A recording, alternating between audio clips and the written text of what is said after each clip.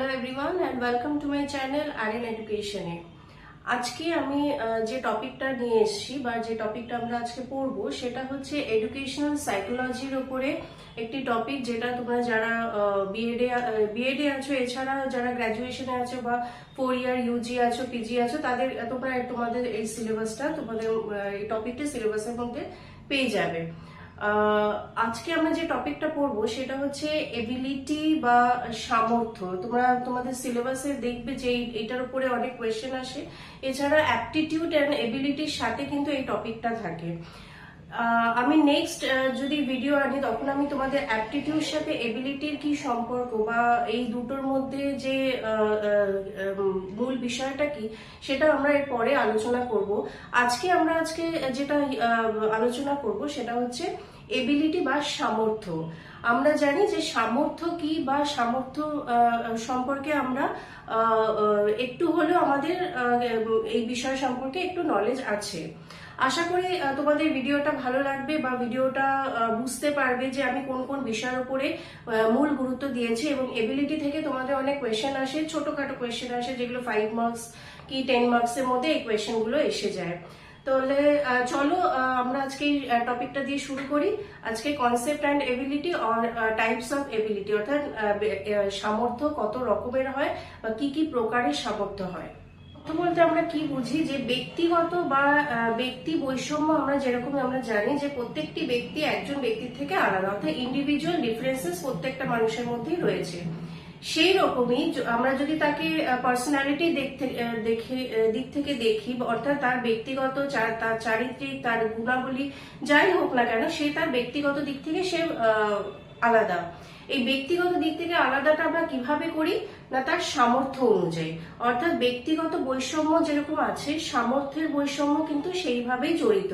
অর্থাৎ একজন ব্যক্তির সাথে তার সামর্থ্য, অর্থাৎ তার এবিলিটি, তার কাজ করার ক্ষমতা বা তার মধ্যে কি কি ট্যালেন্ট আছে বা তার মধ্যে কি কি গুণ আছে বা সেই সামর্থ্য কতটা আছে, সেই কর্মক্ষমতাটাকে একটি প্রোডাক্টিভ বলতে পারো বা কর্মক্ষমতাটাকে তাকে একটি ফলস্বরূপ বিষয় হিসেবে তুলে ধরা। সুতরাং আমরা এখান থেকে বলতে পারি যে ব্যক্তিগত বৈষম্যের সাথে কিন্তু সামর্থ্য, অর্থাৎ ব্যক্তিগত সামর্থ্য কিন্তু দুটো আলাদা, কিন্তু দেখতে গেলে এটি পরস্পরের সঙ্গে সম্পর্কযুক্ত। সুতরাং ব্যক্তিগত সামর্থ্য বলতে গেলে আমরা এখানে মূলত দুটি বিষয়ের উপরে দেখি। একটা হচ্ছে ফিজিক্যাল এবিলিটি,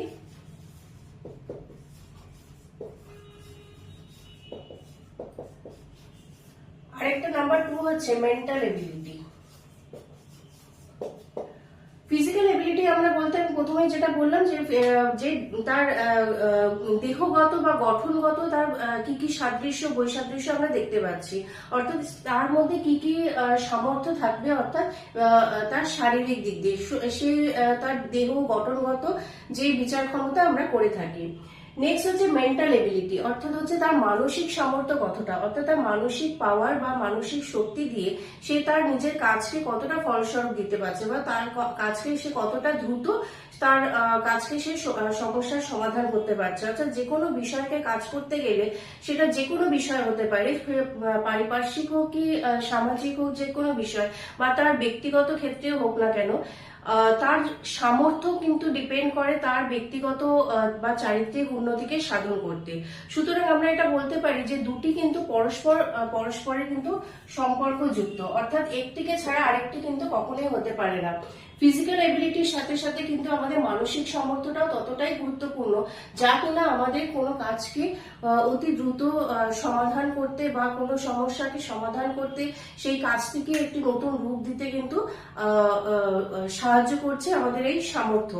তাহলে আসো আমরা দেখি, যেটা আমি আগেই বললাম যে টাইপস অফ এবিলিটি আমাদের কত রকমের হয়, যা কিনা আমাদের কোনো কাজকে অনেক দ্রুত করতে সুযোগ করছে বা সুবিধা দান করছে। নাম্বার 1 যেটা হচ্ছে, যদি আমি টাইপস অফ এবিলিটি বলি, নাম্বার 1 হচ্ছে ভার্বাল কম্প্রিহেনশন।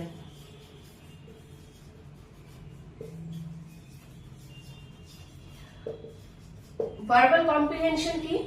না মৌখিক ভাবে সে কোনো বিষয়কে কিভাবে তুলে ধরছে, অর্থাৎ তার কথা বলার ভঙ্গি, তার বাচন ক্ষমতা, তার ভার্বাল কমিউনিকেশন করার ক্ষমতা, কমিউনিকেশন পাওয়ার, অর্থাৎ বাইরের লোকের সাথে বা কিংবা নিজের সাথে সে কিভাবে তার প্রকাশ ভঙ্গি করছে, অর্থাৎ তার বাচনিক ক্ষমতার মাধ্যমে সে তার ভাষা প্রকাশের সাথে তার বুদ্ধি সে কে কাজে লাগিয়ে কিভাবে সে তার কমিউনিকেশন স্কিলটাকে সে ইমপ্রুভ করছে, অর্থাৎ বাচনিক ক্ষমতার মাধ্যমে সে তার সমস্যাকে কিভাবে সমাধান করতে সক্ষম হচ্ছে, এবং তার সাথে সাথে সে তার সমস্যাকে কতটা দ্রুতভাবে সে ওভারকাম করতে পারছে বা সমস্যা থেকে সে বেরিয়ে আসতে পারছে।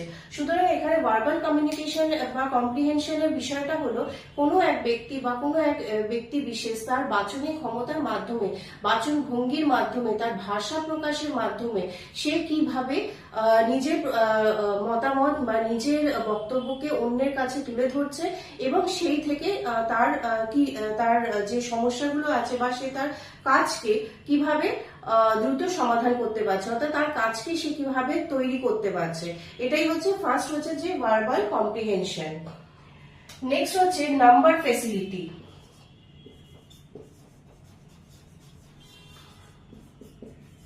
নাম্বার ফেসিলিটি বলতে এখানে সাধারণ যে মানুষের মধ্যে যে আমরা যে গাণিতিক প্রয়োগগুলো জানি সেটা কিন্তু নয়, এটা হচ্ছে নাম্বার ফেসিলিটি, অর্থাৎ গাণিতিক বা সংখ্যাগত বিষয়কে সে তার প্রতিদিনের যে কাজ আছে সে প্রতিনিয়ত সেই কাজগুলোকে সে কিভাবে সমাধান করতে সক্ষম হচ্ছে, অর্থাৎ এখানে সাধারণ যোগ বিয়োগ, গুণ ভাগ বা আমাদের প্রত্যেক দিনের জীবনে যে গাণিতিক প্রয়োগগুলো আমাদের প্রয়োজন হয়, অর্থাৎ হচ্ছে ঘড়ি দেখা বা কোনো নিউমেরিক্যাল এবিলিটির মাধ্যমে কোনো কাজকে সম্পন্ন করা, সেই কাজগুলো কত দ্রুততার সাথে সে শিখতে পারছে বা সেই কাজগুলোকে সে কত দ্রুততার সাথে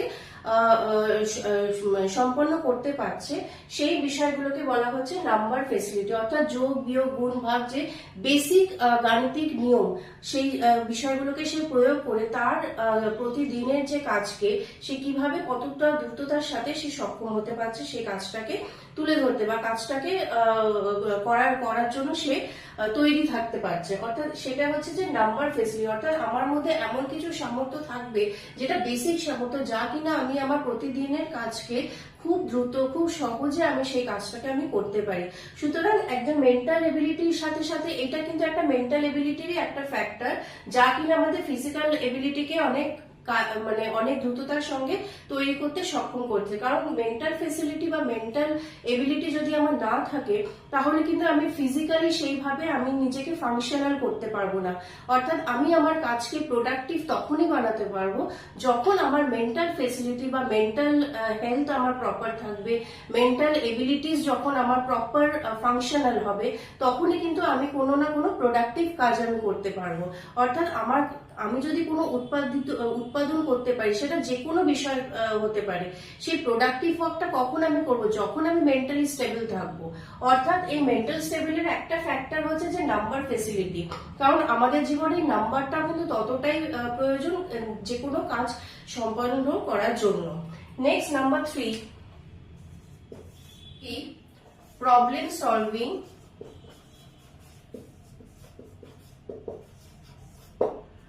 প্রবলেম সলভিং যেটা আমরা কথাটা থেকে আমরা বুঝতে পারছি যে কোনো বিষয়কে অতি দ্রুততার সাথে সমস্যার সমাধান করা, অর্থাৎ এখানে আমি যদি সব থেকে ভালো একটা এক্সাম্পল দিই, সেটা হচ্ছে আমরা ছোটদের যে ক্লাস যখন আমরা নিই বা ছোটদের ক্লাসে, বিশেষ করে ম্যাথসের ক্লাসে বা অঙ্ক ক্লাসে আমরা তাদেরকে পাটিগাণিতিক বিভিন্ন বিষয়কে সলভ করতে দেই। সেখানে কি হয় যে অ্যারিথমেটিক প্রবলেম সলভিং, অর্থাৎ পাটিগাণিতিক যে বিষয়গুলোর মধ্যে যে বিভিন্ন সলভ করার যে বিষয়গুলো থাকে, যেমন বিভিন্ন অঙ্কের মাধ্যমে যে পাটিগাণিতিক অঙ্ক যেগুলো দেওয়া হয়, সেখানে কিন্তু বিভিন্ন প্রবলেম সলভিং এর বিষয়গুলো কিন্তু উঠে আসে, যা কিনা তাদের প্রত্যেক দিনের নিয়মিত কাজকে সহজে করার ক্ষমতা তাদের মধ্যে তৈরি হচ্ছে, অর্থাৎ বিভিন্ন পাটিগাণিতিক বা অ্যারিথমেটিক্যাল লজিক্যাল যে যৌক্তিক বিষয়গুলো এখানে তুলে ধরা হয়, অর্থাৎ যে ছোটখাটো যে আমরা জানি যে আনুপাতিক যে অঙ্কগুলো আছে, পাটিগাণিতিক অঙ্ক আছে, এছাড়া যেগুলো ভর ওজনের যেগুলো আমরা ফিজিক্যাল সায়েন্সে আমরা জানি যেগুলো জারণ বিজারণের যে বিষয়গুলো রয়েছে বা বিভিন্ন বিষয় যেগুলো ভর ওজনের উপরে ভেলোসিটি পরিমাপ করা যে বিষয়গুলো আছে, যে অঙ্কগুলো আছে, সেইগুলোর ক্ষেত্রে কি হয়, এই প্রবলেম সলভিং গ্রাফিক্যাল রিপ্রেজেন্টেশন আমরা আমাদের একটা এখানে এক্সাম্পল আমি বলতে পারি যে গ্রাফিক্যাল রিপ্রেজেন্টেশনের মাধ্যমে আমরা কোনো কিছুকে দেখাচ্ছি যে কোনো, যদি আমি বলি যে আর্থিক বা অর্থনৈতিক বিষয়গুলোকে তুলে ধরার জন্য, সেখানে দেখা যায় যে আমরা গাণিতিক গ্রাফিক্যাল রিপ্রেজেন্টেশনের মাধ্যমে আমরা বিষয়গুলোকে খুব সহজে তুলে ধরছি। সুতরাং এই বিষয়গুলো হচ্ছে প্রবলেম সলভিং, হচ্ছে যে সমস্যার সমাধানের মাধ্যমে আমরা কোনো বিষয়কে কতটা সহজ করতে পারছি এবং সেই সামর্থ্যটা একজন মানুষ বা ব্যক্তির মধ্যে কতটা রয়েছে। নেক্সট আসছে নাম্বার 4, লজিক্যাল রিজনিং।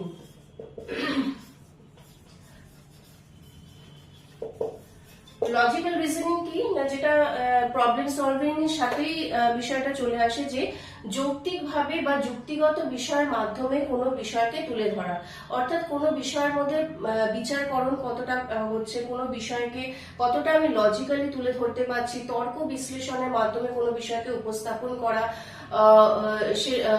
বিভিন্ন আমরা যে পদার্থ বিজ্ঞান বা রসায়ন বিজ্ঞানের মধ্যে বা অর্থাৎ ফিজিক্স কেমিস্ট্রি যে বিষয়গুলো আছে, সেখানে বেশিরভাগ ক্ষেত্রে যে টপিকগুলো আমাদের দেওয়া থাকে সেগুলো কিন্তু বেশিরভাগ কিন্তু এই লজিক্যাল রিজনিং এর মধ্যে থাকে। এছাড়া আরো আমরা যারা হায়ার এডুকেশনের মধ্যে থাকে, যে অর্থাৎ লজিক্যাল রিজনিং এর মাধ্যমে যে বিষয়গুলোকে তুলে ধরা, অর্থাৎ যুক্তি তর্ক বিচারকরণ জাস্টিফিকেশন এই সংক্রান্ত যে বিষয়গুলোর মাধ্যমে আমরা আমাদের বুদ্ধিকে কাজে লাগাচ্ছি। অর্থাৎ এখানে আমরা বলতে চাইছি যে এবিলিটি বা সামর্থ্য হচ্ছে কিন্তু একটা ইন্টেলেকচুয়াল বিষয়, অর্থাৎ মানসিক সামর্থ্যকে আমরা আমাদের বুদ্ধিকে, আমাদের মেন্টাল এবিলিটি, আমাদের মেন্টাল পাওয়ারকে আমরা কতটা কাজে লাগাচ্ছি, কতটা বিভিন্ন ক্ষেত্রে বিভিন্ন ভাবে পুঙ্খানুপুঙ্খ বিষয়কে আমরা আমাদের বুদ্ধি সেখানে কাজে লাগাচ্ছি। সুতরাং এখানে আমরা বলতে পারি যে এখানে কিন্তু ইন্টেলিজেন্সি বা বুদ্ধিও কিন্তু একটা কাজ করে,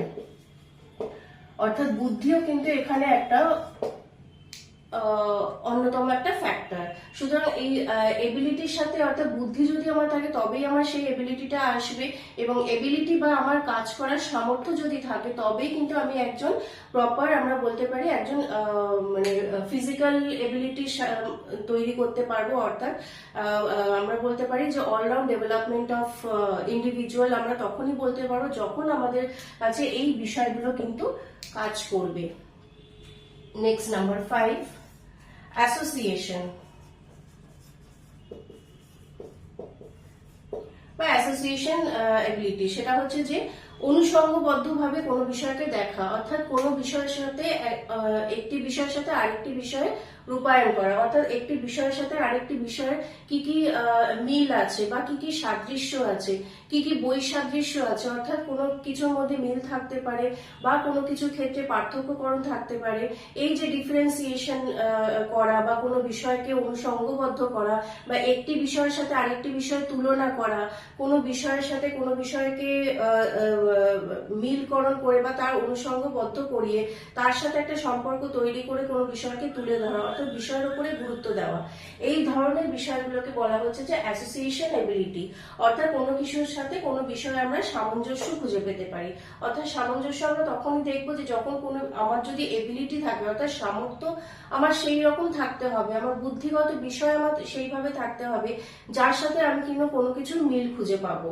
ছোট ছোট বাচ্চাদের ক্ষেত্রে কি হয়, যদি আমরা তাদেরকে বলি যে যদি কিছু ফ্রুটস আর ভেজিটেবলস দিয়ে বলা হয় কোন কোন ফ্রুটস এর সাথে কোন কোন ফ্রুটস এর মিল আছে, সেইটা কিন্তু ওরা কিন্তু খুব সহজে করবে। কখন না, যখন ওরা তাদের ওই ইন্টেলেকচুয়াল এবিলিটিকে কাজে লাগাতে পারবে, অর্থাৎ প্রপার তারা মানসিক দিক দিয়ে তারা বিকাশগত হবে, মানসিক শক্তিকে তারা প্রপার কাজে লাগাবে।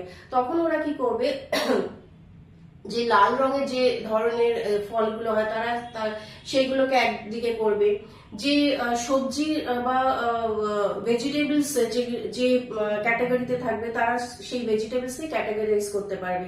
তার মানে কি, বিষয়টাকে খুব সহজে তারা আইডেন্টিফাই করছে এবং আইডেন্টিফাই করার সাথে কোনটার সাথে তারা মিল খুঁজে পাচ্ছে এবং কোনটার সাথে তারা ডিফারেন্সিয়েশন পাচ্ছে সেই বিষয়কে তারা কিন্তু জাস্টিফাই করতে পারছে, সেই বিষয়গুলোকে কিন্তু তারা সহজে বুঝতে পারছে। সুতরাং অ্যাসোসিয়েশন আমরা তখনই বলতে পারবো যে কোন বিষয়কে কোন বিষয়ের সাথে তুলনা করতে পারবে। তখন আমার কি লাগবে, ইন্টেলিজেন্সই লাগবে, তার সাথে এবিলিটিও লাগবে, অর্থাৎ আমার মানসিক সামর্থ্য কি আছে। সুতরাং আমরা এখান থেকে কতগুলো বিষয় যে পেয়ে গেলাম, যে verbal comprehension, number facility, logical reasoning, সমস্তই কিন্তু আমাদের একটা সামর্থ্যের একটা বিষয়। Next number 6, visual memory.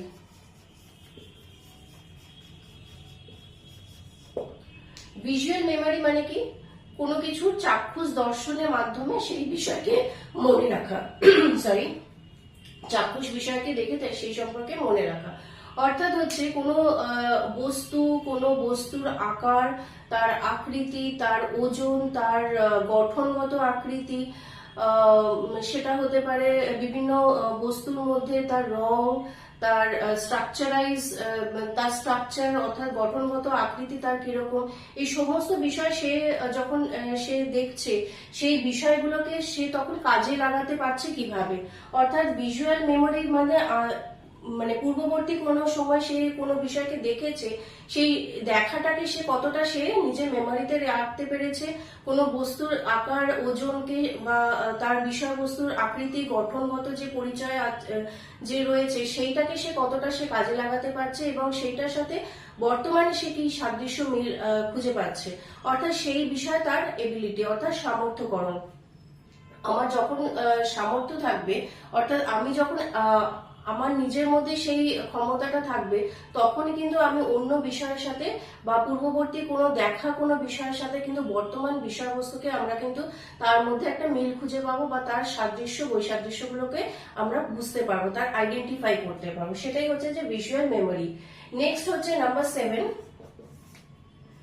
Visualisation. অর্থাৎ যা দেখছি তাকে আমি কিভাবে কাজে লাগাচ্ছি, অর্থাৎ বা বলতে পারি আমরা আমাদের পার্সপেক্টিভটা কিরকম, বা যেটা আমরা দেখেছি বর্তমানে আমি সেটাকে কিভাবে কাজে লাগাচ্ছি। ধরা যাক যে ভিজুয়ালাইজেশন মানে হচ্ছে যে আমার বর্তমান দেখার প্রক্রিয়া, অর্থাৎ আমার পারসেপশনটা কিরকম, আমি কোন পার্সপেকশনে কোন বলা যায় যে এখানে আমি কি বেসিসে আমি বর্তমানে আমি সেই বিষয়টাকে আমি কাজে লাগাচ্ছি। ধরা যাক আমি অ্যাজ আ এক্সাম্পল আমি বলি যে আমার কাছে বা একটি ছোট বাচ্চাকে দেওয়া হলো একটি কাগজ, এবার সেই কাগজটাকে কত রকম ভাবে সে ইউজ করবে। আইদার সে করতে পারে কাগজের উপরে অনেক লেখালেখি করতে পারে, কাগজটাকে লেখার কাজে লাগাতে পারে, কাগজটাকে ভাঁজ করার কাজে লাগাতে পারে, বা একটি কাগজকে সে কেটে বিভিন্ন ডিজাইন সে তৈরি করতে পারছে। এছাড়াও আরো এক্সাম্পল আছে যে বিভিন্ন কাগজ কেটে কেটে সে একটা দেখা গেল কোনো একটা আবিষ্কারমূলক বা একটা নতুন কিছু একটা মডেল তৈরি করতে পারছে। অর্থাৎ এখানে মডেল, কোনো মিনিয়েচার তৈরি করা বা কোনো একটা ছোট একটা মেমেন্টো টাইপের কিছু তৈরি করা। অর্থাৎ একটি কাগজকে যদি তাকে দিয়ে দেওয়া হয়, সেই কাগজটাকে সে কত রকম ভাবে সে ইউজ করতে পারছে। তাহলে আমরা এখান থেকে বুঝতে পারছি যে ভিজুয়ালাইজেশন মানে হচ্ছে আমার বর্তমানে আমি কোনো বিষয়কে যেটা দেখছি সেই বিষয়টাকে দেখে আমি আমার মেন্টাল এবিলিটি, অর্থাৎ আমার মানসিক ক্ষমতাটাকে আমি কিভাবে কাজে লাগাচ্ছি। অর্থাৎ সেই বস্তুটাকে আমি যেভাবে দেখবো আমার পাশের জন সেটা নাও দেখতে পারে। সুতরাং এইখানে কিন্তু আমাদের এই যে ব্যক্তিগত বৈষম্য বা মেন্টাল যে ডিফারেন্সিয়েশন এখান থেকেই তৈরি হচ্ছে, যে আমি কোনো বিষয়কে এই মুহূর্তে এই সিচুয়েশনে বসে কিভাবে দেখছি, আমার পাশের যে আরো 2-3 জন রয়েছে তারা সেই বিষয়টাকে কিভাবে দেখছে, সেটা কিন্তু সম্পূর্ণ ডিফারেন্স হতে পারে, এক হবে না, এটা তো শিওর। অনেক সময় দেখা যায় সাদৃশ্য এসে যেতে পারে বা তাদের চিন্তাধারার সাথে আমার চিন্তাধারাও মিল থাকতে পারে, সেটাও হতে পারে। কিন্তু যদি ধরা যায় কোনো সৃষ্টিমূলক কাজ, আমরা বলি না সৃজনশীল ক্ষমতা, তার মানে কি যে ক্রিয়েটিভ ওয়ার্ক তখন আসে যখন আমি ভিজুয়ালাইজেশন পাওয়ার আমার কতটা, অর্থাৎ ব্যক্তি বৈষম্য অনুযায়ী তার ইন্ডিভিজুয়াল পার্সপেক্টিভ কিরকম, তাদের পারসেপশনের ক্ষমতা কিরকম, মেন্টাল এবিলিটি কিরকম, অর্থাৎ যে আমি যেভাবে চিন্তা করছি আমার পাশে আর দুজন লোক সেভাবে নাও চিন্তা করতে পারে, সুতরাং তাদের একরকমের মেন্টাল এবিলিটি হবে, আমার একরকমের মেন্টাল এবিলিটি হবে। অর্থাৎ কোনো বিষয়কে আমি আমার হাতে যে মুহূর্তে আমার কাছে এলো সেই বিষয়কে বর্তমান পরিস্থিতিতে আমি কিভাবে সেই বিষয়টাকে দেখছি এবং সেখান থেকে আমার নতুন কি ভাবনা চিন্তা তৈরি হচ্ছে। অর্থাৎ এখান থেকে একটা সৃষ্টিমূলক কাজ তৈরি হতে পারে, একটা ক্রিয়েটিভ ওয়ার্ক তৈরি হতে পারে বা একটা ক্রিয়েটিভ থিঙ্কিং তৈরি হতে পারে।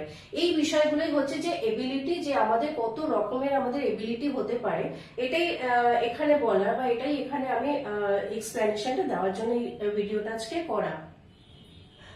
অর্থাৎ তাহলে আমরা বুঝতে পারলাম যে মেন্টাল এবিলিটি, এই টাইপস অফ এবিলিটিকে আমরা প্রথমে আমরা দেখতে পারি যে ফিজিক্যাল এবিলিটি এবং তার সাথে মেন্টাল এবিলিটি দুটো ভাগে ভাগ করা হয়। সামর্থ্যকে আমরা দৈহিক এবং ব্যক্তিগত দুভাবে, মানসিক দিক দিয়ে এবং দৈহিক দিক দিয়ে দুভাবে ভাগ করতে পারি এবং সেইটাই হচ্ছে এই প্রত্যেকটাই কিন্তু হচ্ছে পুরোটাই কিন্তু মেন্টাল এবিলিটির কিন্তু এটা ফ্যাক্টর।